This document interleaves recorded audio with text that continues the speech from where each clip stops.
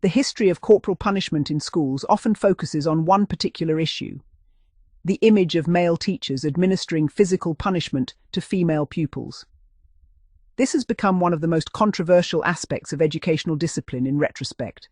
However, far less attention has been given to the reverse situation, where female teachers punished boys, often in ways that would almost certainly be considered unacceptable today. During the 1950s, 1960s, and well into the 1970s, it was not uncommon for female teachers, particularly in infant and junior schools, to administer corporal punishment to boys. Many schools regarded this as perfectly normal, and few parents questioned the practice. One example comes from my own family. Around 1965, when my grandson was 6 years old, he was sent to the headmistress for misbehavior. Her punishment was to place him over her knee and smack his bare bottom. At the time, neither the school nor the parents considered this unusual. It was viewed simply as part of maintaining discipline. Another incident occurred in 1974 at Oriel Middle School. A male teacher was called away unexpectedly while boys were changing and showering after games. A female teacher stepped in to supervise the changing room in his absence. She remained while the boys showered and dressed, ensuring order was maintained. A number of boys who misbehaved were punished with the school slipper across their bottoms. No complaints were made by pupils or parents.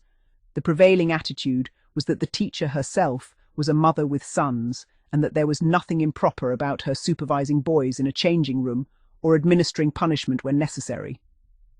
What makes this particularly interesting is what happened only a few months later. A newspaper reported a very different reaction when a male teacher, himself the father of 2 daughters, supervised girls in similar circumstances after being left in charge. Although he did not physically punish any of the girls, parents reacted with outrage simply because he had been present while they were changing. The contrast between these 2 incidents highlights the very different standards that existed at the time.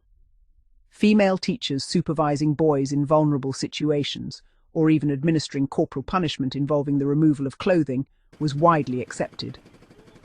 Male teachers, however, were increasingly viewed with suspicion if they found themselves in equivalent situations involving girls, even when no punishment was administered. These differing attitudes reflected broader social assumptions. Women were generally regarded as naturally nurturing and trustworthy around children of either sex, whereas men were often judged by a different standard, particularly when girls were involved. Whether these assumptions were fair is open to debate, but they undoubtedly influenced school policies and public opinion throughout much of the 20th century. A Remarkable School Punishment Book 1. Particularly fascinating surviving record of school discipline is an early 20th century punishment book, which provides a detailed insight into how schools documented corporal punishment. According to the auction description, the register contains the following columns: entry number, name of pupil offence, date of offence, punishment, awarded date punishment carried out, remarks, initials of the manager, clerk, or inspector. It is not entirely clear from the available photographs whether the final 2 headings were separate columns or combined into one. The first surviving page appears to show the entry number together with the pupil's name and offence. The numbering system seems to restart each year. For example, there are 27 recorded punishments during 1916 before the numbering begins again at 1 for the first offence recorded in 1917. The second page appears to contain the names of pupils, descriptions of offences, and the dates on which those offences occurred. The third page seems to record the punishment itself, the date it was administered, and a final column that may contain remarks, signatures, or initials. One particularly intriguing feature is the handwriting found in this final column. At first glance, it seems logical to assume these are the names of the teachers administering the punishment. After all, recording the pupil's name twice would appear unnecessary. However, the style of writing raises doubts. Several entries include both given names and surnames, written in a manner that seems inconsistent with official record-keeping by teachers.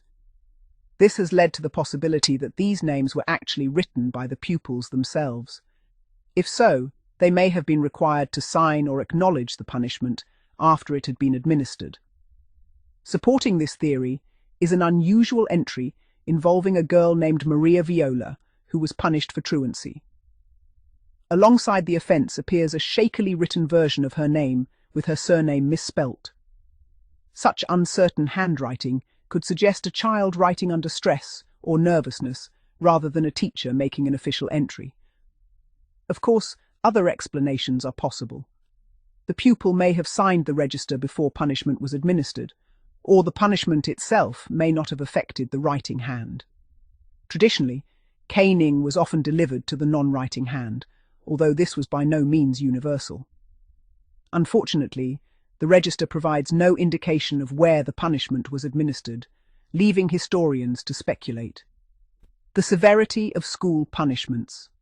The offences recorded in the punishment book also provide a revealing glimpse into the values and priorities of schools at the time. Some punishments appear understandable by contemporary standards. Receiving 10 strokes for serious misconduct towards girls, which may well have been a euphemism for molestation or sexual harassment, reflected the gravity with which such behaviour was viewed. Other entries, however, are more surprising. Playing cards at school attracted the same punishment of 10 strokes. Even more puzzling is the offence of playing bandy, a game similar to ice hockey, which also resulted in 10 strokes. It is difficult today to understand why participating in a sporting activity could be considered as serious as behaviour involving the mistreatment of others. Equally curious is the apparent inconsistency in punishments. Drinking spirituous liquor at school, something modern readers would regard as an extremely serious offence, resulted in 8 strokes, fewer than were given for playing cards or playing bandy. There are also numerous entries relating to failures in school etiquette. No fewer than 5 offences concern children failing to bow correctly, most of which attracted 4 strokes.